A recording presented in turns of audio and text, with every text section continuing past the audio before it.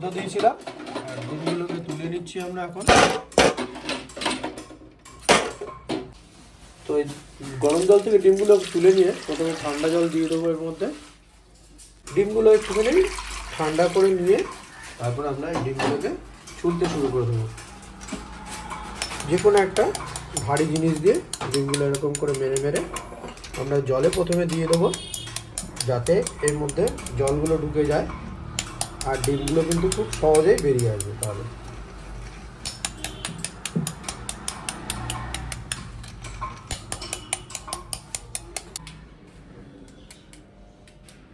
তো আজকে একটা সুন্দর একটা ট্রিক দেখাবো, যে ট্রিকটা হচ্ছে তোমাদের ডিমের খোসা তাড়াতাড়ি ছাড়ানোর জন্যে।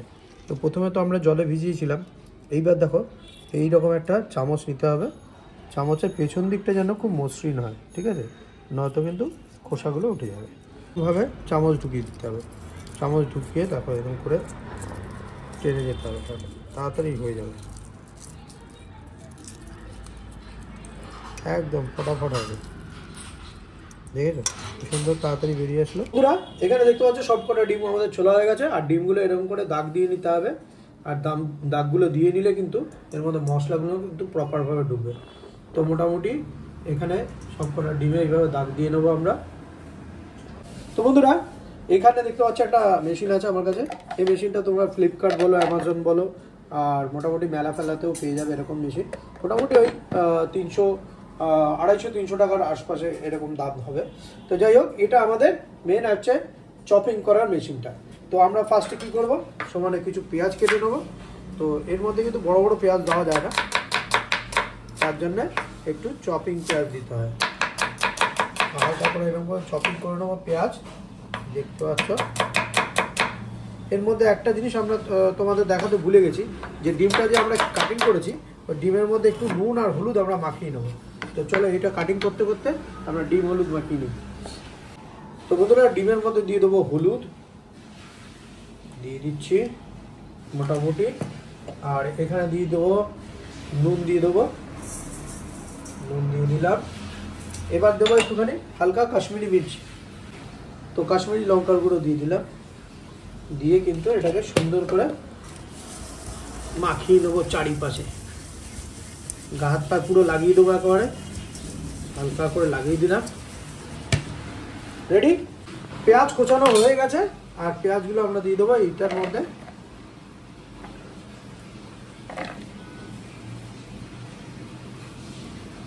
দিয়ে দিলাম। আর এর মধ্যে দিয়ে দেবো কাঁচা লঙ্কা। কাঁচা লঙ্কার বোটাগুলো প্রথমে ছাড়িয়ে নেবো আমরা। কাঁচা লঙ্কার বোটা মোটামুটি যে যেমন ঝাল পছন্দ করে সেরকমভাবে দেবে। এখানে মোটামুটি আনুমানিক 20টা মতো ডিম আছে, তো সেই অনুযায়ী দেখো লঙ্কার ঝাল যেমন থাকবে সেই অনুযায়ী লঙ্কা দিতে হবে।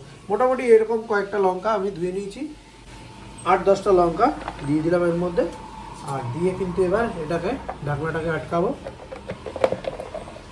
এবার এটাকে একটু ঝাঁকানাকা করে নিতে হবে। ঝাঁকানাকা বলতে এই যে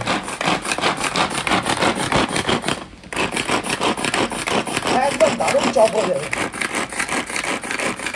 সকাল সকাল এক্সারসাইজ হয়ে যাবে।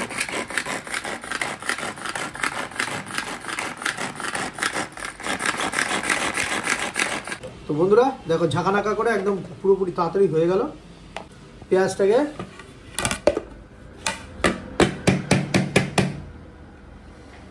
তুলে নিলাম, পেঁয়াজ আর কাঁচা লঙ্কা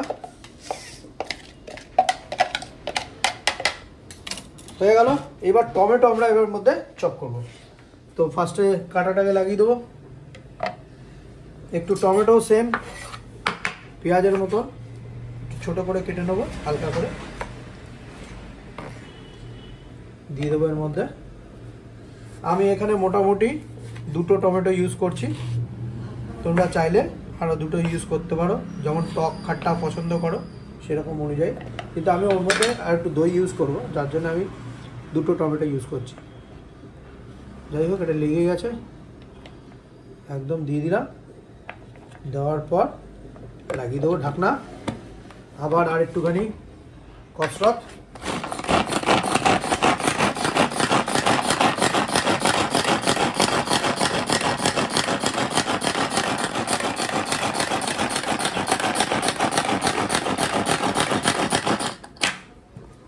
দেখো টমেটো হয়ে গেছে প্রপার।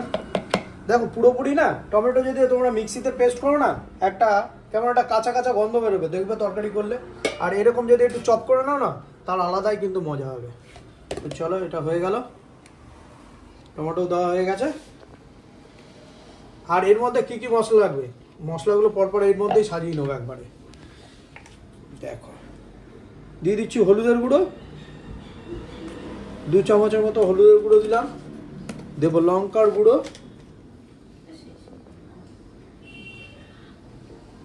দেখো এটা কালার লঙ্কা দিলাম। এবার দিয়ে দিচ্ছি ঝাল লঙ্কার গুঁড়ো, যেহেতু কাঁচা লঙ্কা ব্যবহার করেছি সেজন্য অল্প ঝাল লঙ্কা দিলাম। হয়ে গেল। এবার দেবো ধনে জিরে গুঁড়ো। আর ধনে জিরে গুঁড়োটা যেটা দেবো আমরা সেটা হচ্ছে রোস্টেড ধনে জিরে গুঁড়ো, যেটা ঘরে রোস্ট করা হয়।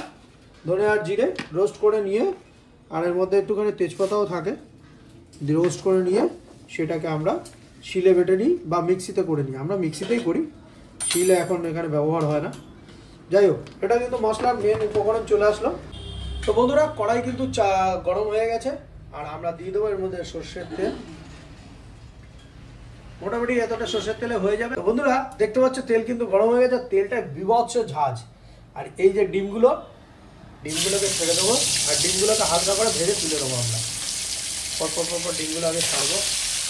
ডিম ছেড়েই কিন্তু অ্যালুমিনিয়ামের কড়াই যদি হয় ডিম ছেড়েই কিন্তু নাড়া দেবে, মানে চারিপাশটা তেল লাগিয়ে দেবে, নয়তো কিন্তু ডিম লেগে যাওয়ার চান্স থাকে। এরকম করে একটু নাড়া দিয়ে দিলাম, ডিমগুলো হালকা হালকা করে ভেজে নেবো। আর দেখো এগুলো দাগগুলো দিয়েছিলাম না, দাগগুলো এখন দেখো কি সুন্দর ফুটে উঠেছে, তাই না? চলো এইভাবে ডিমগুলোকে একটুখানি হালকা করে ভেজে নিই। তো বন্ধুরা দেখতে পাচ্ছ ডিম কিন্তু ভাজা হয়ে গেছে। এই ডিমগুলো তুলে নিচ্ছি আমরা এবার। এগুলো সবকটা ডিমই মোটামুটি ভেজে নিয়েছি, আগে থেকেই ভেজে নিয়েছি তোমাদের যাতে একটু ভিডিওটা শর্ট হয় তার জন্যে। আর এইবার কিন্তু একটা দারুণ ট্রিক দেখাবো। ট্রিকটা দেখাবো হচ্ছে এই যে এটা চলছে, এখানে দেখো কাসুরি মেথি আছে।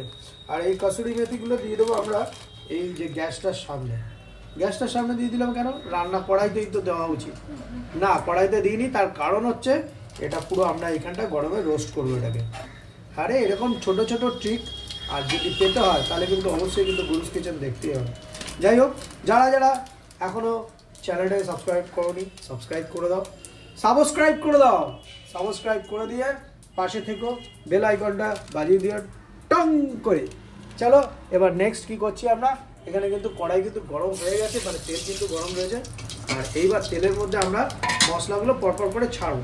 চলো কিন্তু পুরো গরম হয়ে গেছে আর পুরো হিট হয়ে গেছে, পুরো একদম তেল দিয়ে দেবো পেঁয়াজগুলোকে। সবার প্রথমে পেঁয়াজ দিয়ে দেবো, টমেটো। একটুখানি ফাজলামো না করলে কি আর মজা লাগে, তাই একটু মাঝে মাঝে একটুখানি ফাজলামো দিই তোমাদের এন্টারটেনমেন্টের জন্য। দেখো এবার কচি করে একদম কষিয়ে নেবো করে এটা। যাই হোক ফুডি গ্রেড দাদা ভাই আমাদের কচি করে কষিয়ে নিচ্ছি। ওর এই কথাটা না দারুণ লাগে আমার। যাই হোক তো কচি করে একদম কষিয়ে নিচ্ছি, দেখতে পাচ্ছ। কষুক এটা, পেঁয়াজগুলো সুন্দরভাবে যাতে মজে যায় তার জন্য একটু নুন দিয়ে দিলাম হালকা করে, দিয়ে আবার একটুখানি কচি করে নেড়ে দিতে হবে। তো ডিমটাকে আমরা এর মধ্যে দিয়ে রেখেছিলাম, লঙ্কা ফঙ্কা হলুদ ফলুদ দিয়ে নুন ফুন দিয়ে। আর এর মধ্যে কিন্তু আমরা মশলা বেটেছিলাম সব, মানে সব ধোয়াধুয়ির জলগুলো, ঠিক আছে, দিয়ে দিলাম ধোয়াধুয়ির জলগুলো সব কটা। আর এইবার দিয়ে দেবো আমরা ধনে জিরের গুঁড়ো, লঙ্কার গুঁড়ো, কালার লঙ্কা, হলুদের গুঁড়ো সব দিয়ে একবারে এটাকে আমরা সুন্দর করে গুলিয়ে নেবো। কই গেল খুন্তিটা? এই যে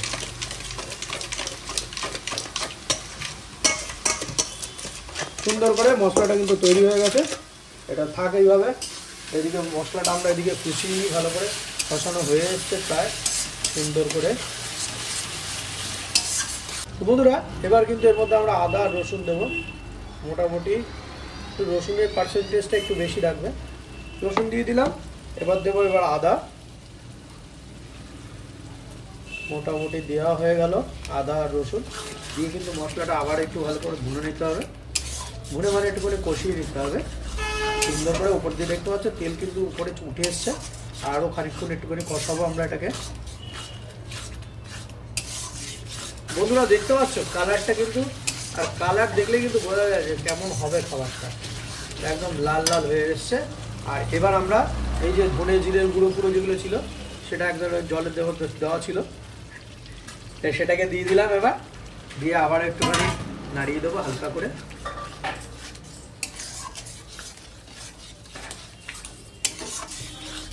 আর এর মধ্যে মারবো আমরা একটু টক দই, সামান্য একটু করে টক দই দিয়ে দিলাম। টক দই দিয়ে এটাকে ভালো করে সুন্দর করে মিক্স করে দেবো। তোরা ভাবছে যে কিমা কই, গুরুদা কিমা কোথায় মেশালো? আরে কিমা দেবো, দাঁড়া একটুখানি হোক এটা, তারপরে তো কিমাটা দেবো। ওখানেই তো টুইস্ট না, কিমাটা কিসের কিমা কি বৃত্তান্ত সব কিছু টুইস্ট আছে না। দেখতে পাচ্ছ ওপরে তেলটা কিন্তু একদম ফুটে এসছে, দেখতে পাচ্ছ কি সুন্দর লাগছে না, দারুণ একবারে।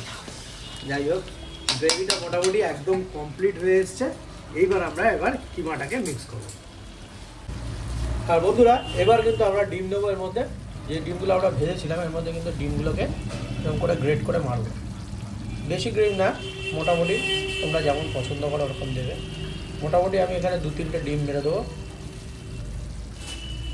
এইভাবে ক্র্যাশ করে দিতে হবে, মানে এইভাবে ডিমের কিমাগুলো মারতে হবে।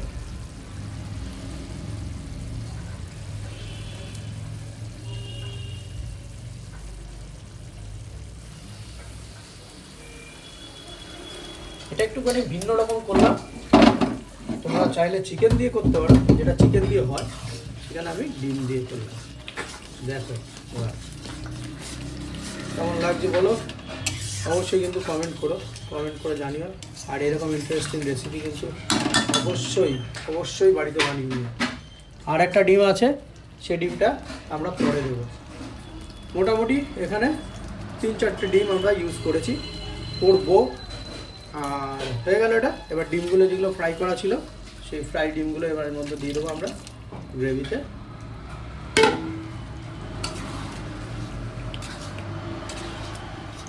দেখতে পাচ্ছ এটা আর একটু ফুটে উঠুক, তারপর আর একটু টুইস্ট আছে, আরও কিছু দুটো একটা জিনিস দেবো এর মধ্যে। তো বন্ধুরা পুরোপুরি রেডি হয়ে গেছে। ওপর থেকে হালকা করে গরম মশলা দিয়ে দিতে হবে। হালকা গরম মশলা ছড়িয়ে দিলাম। দিয়ে দেবো এবার এই যে রোস্টেড কসুরি মেথিগুলো ছিল সেগুলো এরকম করে হাতে ম্যাশ করে ছড়িয়ে দেবো। গ্যাসটা বন্ধ করে দেবো। এবার পুরোপুরি কমপ্লিট, যেহেতু দেখতে পাচ্ছ পুরো দেওয়া হয়ে গেছে। এবার দেবো আমরা এর মধ্যে সামান্য একটুখানি ঘি, এর মধ্যে দিয়ে আমরা উপরে দিয়ে দেবো। একটা ডিম গ্রেট করে এর উপর দিয়ে দেবো।